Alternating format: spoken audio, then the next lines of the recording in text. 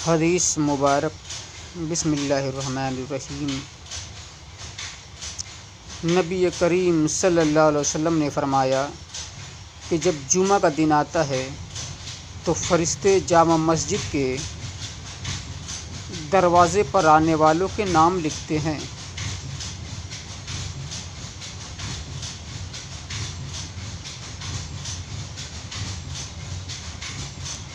سب سے پہلے آنے والا اونٹ کی قربانی دینے والے کی طرح لکھا جاتا ہے۔ اس کے بعد آنے والا گائے کی قربانی دینے والے کی طرح، پھر میڑھے کی قربانی کا ثواب رہتا ہے۔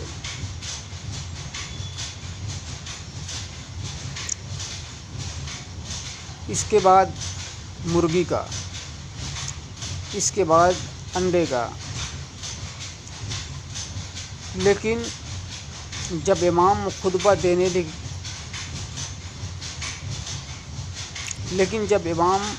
خطبہ دینے کے لیے باہر آ جاتا ہے تو یہ فرشتے اپنے دفاتر بند کر دیتے ہیں اور خطبہ سننے میں مشغول ہو جاتے ہیں۔